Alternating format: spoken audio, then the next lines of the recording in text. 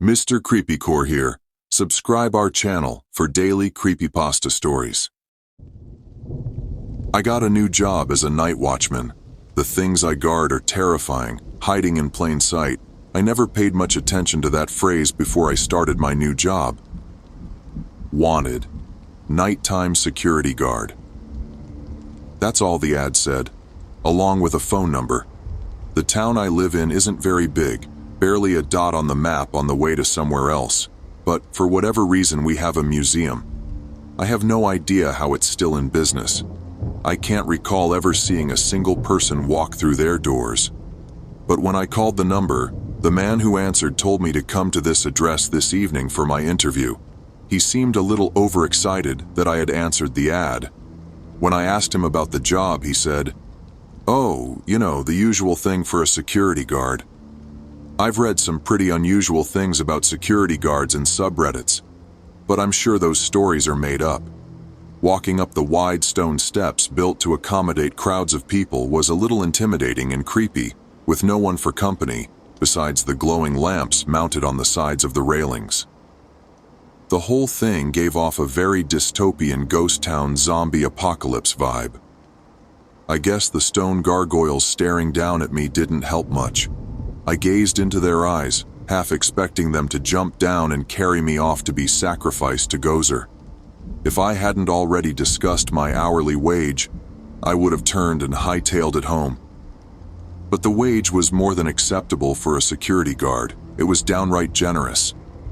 I was wondering why he would pay so much, but walking up those desolate stairs gave me a clue. Nobody wanted to go near this place.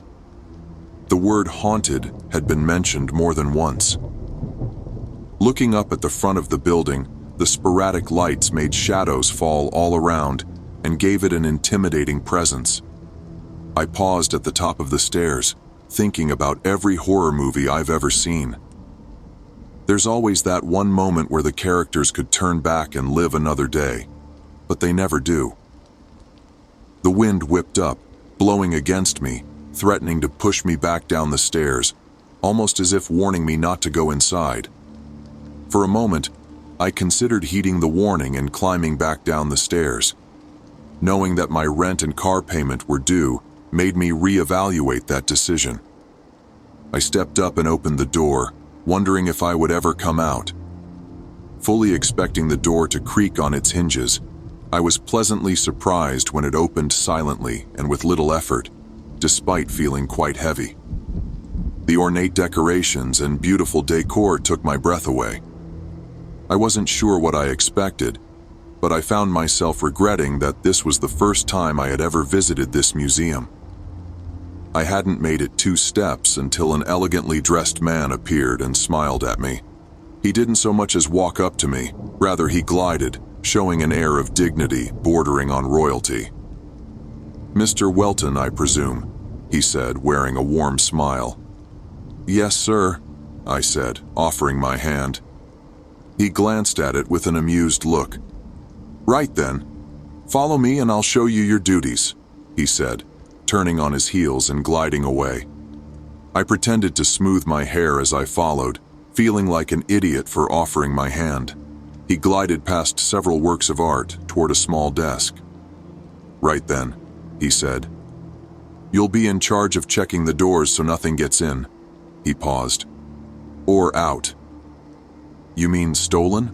I said. "Yes," he said slowly. "Stolen. So, I got the job?" He stared at me blankly. "Did you show up?" I nodded. "You got the job. Do I need a uniform or anything?" "Let's see how your first night goes," he said. "There's a set of rules on the paper on your desk. Please adhere to them. You must do at least 1 round per night through every room and check every door." "1 round? That's it?" This place is rather large and challenging. I looked around with a hint of hesitation. Maybe there was a reason why it paid so much.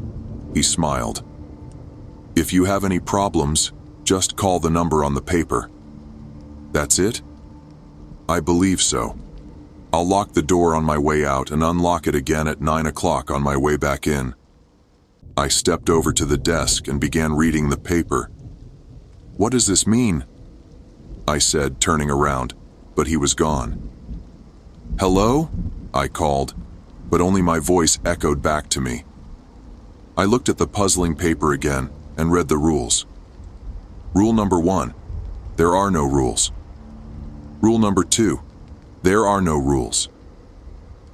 What is this, Fight Club? I said to myself. Every time you break a rule E, return to rule number 1. Wait a minute. How can I break a rule when there are no rules? Rule number 3. How you follow the rules is as important as why you follow the rules. That made no sense at all. Rule number 4. If you are caught breaking the rules, the penalties may be severe. Okay, there's something wrong here. This is just talking in circles. I read back over the rules and they looked strange. More than just the strangeness of the rules, non-rules themselves. It was the way they were written. I went back and looked at each letter. Then I paid attention to the letters that were capitalized. It looked like some hidden message. They're watching. I hesitated. Who's watching? I decided to keep reading in hopes that this would begin to make some sense. Rule number 5. Do not, under any circumstances, make noise every time you do a round. Message received. Don't move. I stood there, immobile, wondering how long I was meant to play this game and if someone would come by and tag me to unfreeze me and allow me to start my round. As I waited, chuckling to myself at the ludicrousness of this insane game of freeze tag, I felt the air grow cold. Clouds chugged out of my mouth like an old steam train as I fought the urge to rub my arms. A chill that had little to do with the sudden temperature drop ran down my spine as I felt a presence in the room. It crept up behind me, silent as the grave. I could feel its hot breath wash over me as it sniffed. Instead of enjoying the sudden warmth, my temperature plummeted. My heart hammered in my chest. It was all I could do to keep from running away in sheer terror. As it passed by, I was overwhelmed by the stench of death. This thing was every nightmare I've ever had, personified. I refused to open my eyes and see its hideous form for fear of passing out. Instead, I focused on imitating a statue, which was nearly impossible with my freezing body aching to shiver in frozen dread. The nameless terror passed to the far side of the room, taking some of the cold with it, and then, as suddenly as it came, it was gone. The room returned to normal temperature, but I waited a few moments before moving, just to be sure. Once I felt it was safe, I nearly collapsed to the floor in relief. After giving myself a moment to recover, I glanced at the paper with a newfound fear. Was this a harbinger of doom, or a warning label meant to keep me safe? Unsure if I wanted to read the rest, I took a moment to reevaluate my current career choice. Could I just walk out and say I quit? After a brief internal debate, I decided it wasn't worth the money if I was about to be dragged through a portal to hell. Just a short time ago, I would have considered that thought laughably ludicrous, but it was seeming more plausible by the moment. I started toward the exit door with every intention of calling and telling my boss I wouldn't be finishing the shift. Unfortunately, the door had other plans. When I pushed on the crash bar, nothing happened.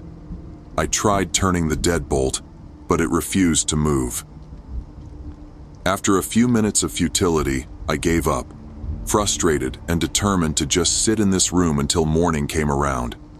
Sitting at the desk, I spun around in the chair, waiting for the next 9 hours and 13 minutes to pass quickly. 5 minutes later, out of sheer boredom, I glanced at the paper. Rule number 6. You can't just sit at the desk and wait for the door to open upon the ending of your shift. Suck it up. Are you serious? I said in frustration. Someone thinks they're funny, huh? Glancing back at the paper, below Rule 6, was 3 letters. Yes. I backed away and got up to do my round, if nothing else to get away from this all-seeing sheet of paper that I had grown afraid to look at. Hesitating, I reached for the door to the room where the nightmare had disappeared. Glancing up, I saw a slip of paper taped to the door. It said, "The only way out is through." Sighing heavily, my trembling hand turned the knob and slowly opened the door. As I closed it, on the other side was another slip of paper. This one said, "Avoid eye contact and you'll be fine." Confused by the cryptic statement, I turned and realized what it meant. The room was full of stuffed creatures of many shapes and sizes. Most of them seemed to be mythical in nature of the cryptid variety. There was a Bigfoot, skinwalker, dogman, Jersey devil, wendigo, and many others. As my eyes scanned the room, I noticed movement. It wasn't much, but it was enough. The skinwalker turned its head, just slightly, to look right at me. I quickly darted my eyes away in fear and disbelief when the dogman turned its head to stare at me. As panic coursed through my veins, I turned to go back through the door, remembering what the piece of paper on both sides of the door said. "The only way out is through," and "Avoid eye contact and you'll be fine." I felt the last statement was akin to saying, "If you hold on tight enough on a roller coaster, you won't need the safety harness." Aiming my eyes at the floor, I turned and started toward the far side of the room. I hoped that all they would do was watch. That hope was dashed. I heard growls and footsteps from all around the room. Hesitating, I wondered if I would need a clean pair of pants by the time I reached the far side. That is, if I survived. The sounds of footsteps grew louder behind me when suddenly there was a pair of hairy legs blocking my path. I stopped as a low growl made the air vibrate. "Oh dear God," I whispered, knowing that my life was about to end horribly and painfully. Fighting the urge to look up, I sidestepped and went around the legs, hoping to pass unnoticed. I counted my footsteps, hoping each one wouldn't be my last. Silently praying, I continued toward the door with my eyes aimed down, watching nothing more than my feet. It seemed like the longest walk of my life, listening to the mythical creatures behind me come to life and sounding every bit like they were following me, just waiting for the right moment to grab me and turn me into a late-night snack. It came as a surprise when I bumped my head into the far wall. Shocked not only that I had made it, but that I had missed the door, I glanced over and found my glorious escape route. As I opened the door, I accidentally glanced back into the room and made eye contact with the wendigo. Its roar of rage is something I'll never forget. It charged at me with blinding speed and claws unsheathed, fangs ready to tear me to shreds as I dove through the door in the nick of time, slamming it behind me. The impact on the other side of the wall made dust settle to the floor, causing me to sneeze. I stood and saw another piece of paper taped to the door. "Whatever you do, don't make a sound," it said. As I was about to make a comment about it being too late, a giant set of fangs flew at me from the semi-darkness. Attached to them was the biggest snake I'd ever seen or heard of. It shook off the impact with the door as my legs took over and sprinted for the far side of the room. The dim lighting made it impossible to see the far door, as well as rocks and other obstacles littering the floor, as I made my desperate dash to safety. I swear the rock that tripped me moved into my path on its own.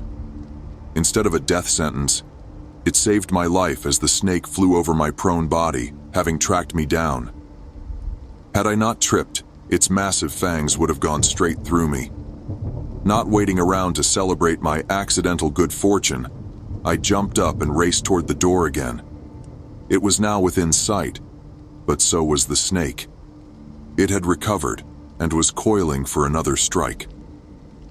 Running around a large boulder to make myself a harder target, I aimed for a spot 5 feet from the door.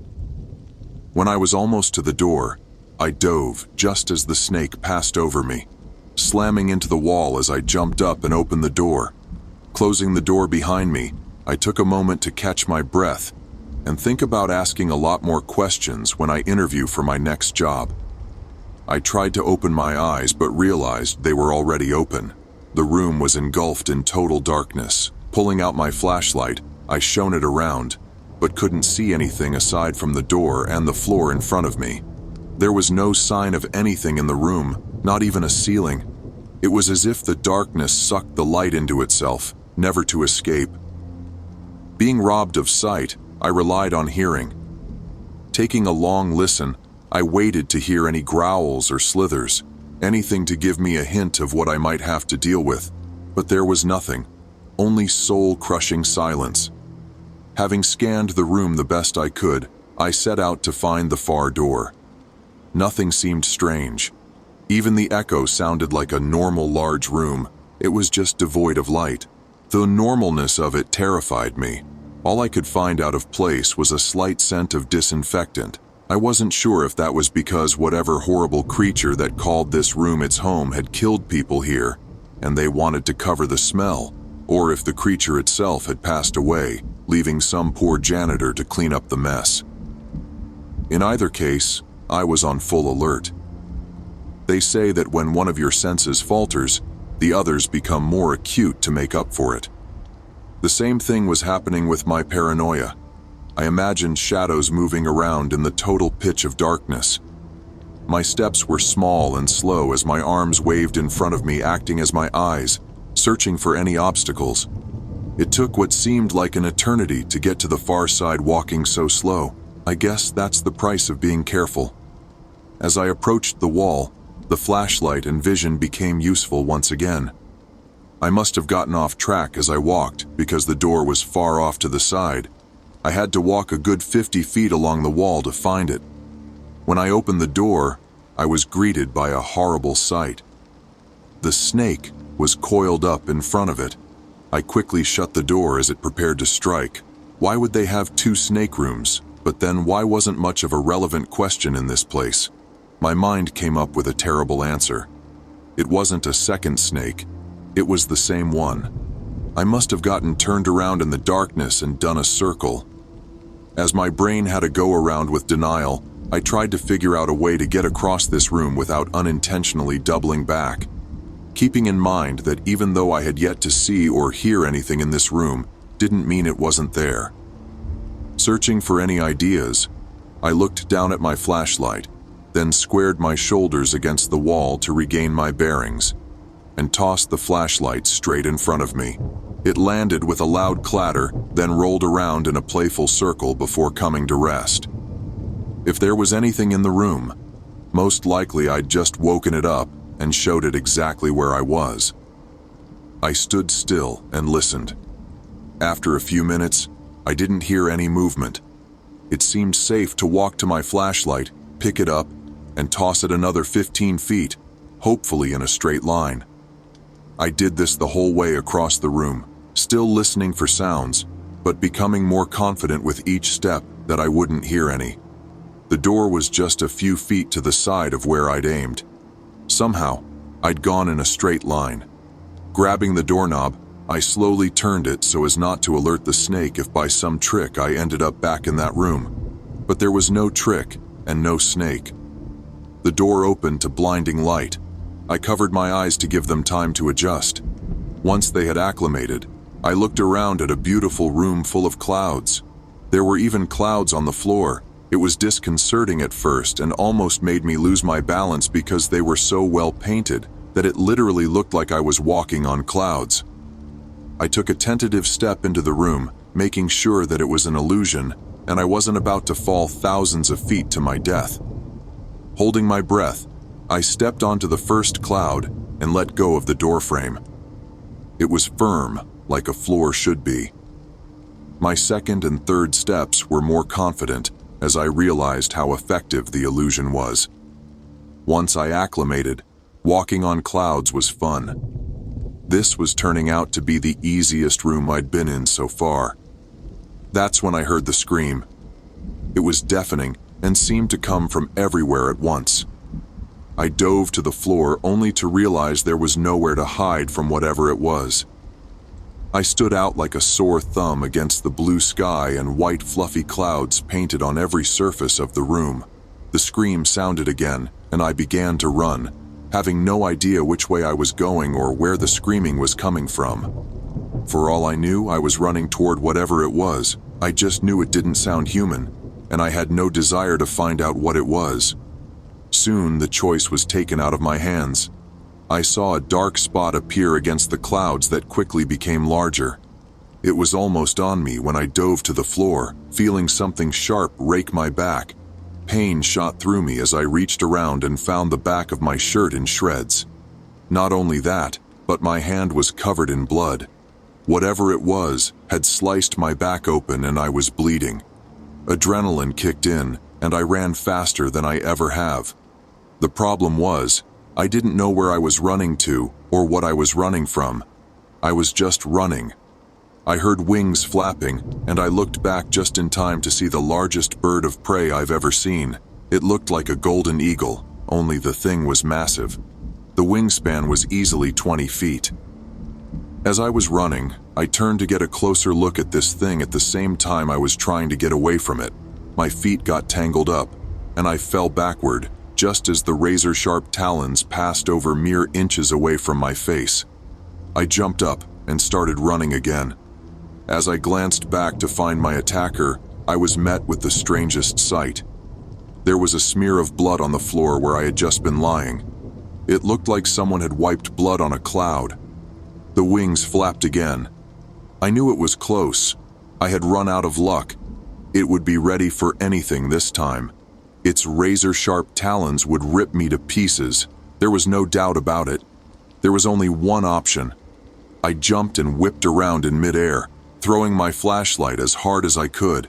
It connected with its head that was mere feet away. It screamed and dove off to the side, impacting with the floor so hard I felt the vibration, and landing in a heap. I didn't stop to check on it. The door loomed ahead of me, and I pushed myself for every ounce of speed my body could muster. Turning the knob and opening the door in one smooth motion, I dove through and slammed it shut.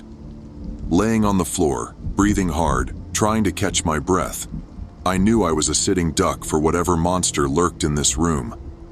I rolled over to get in some defensive position for whatever was about to attack, when I saw I was back in the main 5-5 hall. I had somehow survived my first, and as far as I was concerned, last round. I stumbled my way to the restroom, in the back of my mind wondering what kind of insanity I would find in there. Would I have to crawl through the mirror into another dimension to get a roll of toilet paper? Fortunately, the restroom held no surprises. I took off my destroyed shirt and ran water over it to clean up my back as best I could. When I was done, I put some paper towels on the wound and put my jacket on top of it. The desk and chair were where I spent the rest of the night. Surprisingly, it had taken me almost an hour to complete the round. As I sat there, pondering if I could survive another night at this job, I saw a dark spot form on the wall and detach itself only to float over toward me. I closed my eyes and sat perfectly still, ignoring the sudden drop in temperature. The stench of death surrounded me, but I refused to move. For a moment, I thought I heard a sound like sniffing, and then it seemed to diminish. Once the temperature rose again, I opened my eyes, and the apparition was gone. As bored as I was for the next few hours, I wasn't tempted to do another round, not even in the slightest. When 9 o'clock rolled around, the boss curator appeared and glided over to me wearing a little grin. "I see you managed to make it through," he said. "Congratulations, you're the first one in some time." "The first one to make it through a single round?" He nodded. "How many others have there been?" I said with a haunted look in my eyes. He shook his head. "Let's not worry about that, shall we?" he said. "Here is the amount we agreed upon." He handed me a stack of bills, and I gladly took them. "Would you be interested in staying on and being my permanent nighttime guard?" I looked at the money and sighed. "As much as I'd like to, I don't see how this job could be called permanent when the mortal danger is so real. It is a challenge, I'll admit. However, you rose to it last night, he said. I'm prepared to offer you twice the amount I gave you if you agreed to stay on. I stared at the fistful of money and imagined not having to struggle with bills or any other expenses. Then I turned a little, and my back painfully reminded me of the dangers. I'd have to think about it, I said. While you're thinking, consider this. You have yet to see the basement. Basement? He nodded. It's considerably more challenging. I'll let you know. Very well. You can see yourself out. I recommend getting that back tended to. With that, he vanished into thin air right in front of my eyes. I looked at the money, wondering if it would vanish as well. Fortunately, it remained firmly in my grasp as I walked toward the front door. For some reason, I felt hesitant to open it and leave. It was as if some force was exerting itself against me, like the museum didn't want me to go. It wasn't a pleasant feeling, more like a dog losing its favorite toy. I pushed the doors open and left. This whole ordeal made me ponder my concepts of reality, as well as being terrified of the day when the things in the building would escape somehow. The big question was, did I need the money that badly? Was I willing to put myself in mortal peril just for a few measly dollars? I turned and looked back at the museum. In the daylight, it looked innocent. None of the terrors that lay within showed on the outside. As I turned to head home, I swore I saw a fleeting glimpse of the apparition. It seemed to be following me. I looked again and it was gone. Must have been my imagination.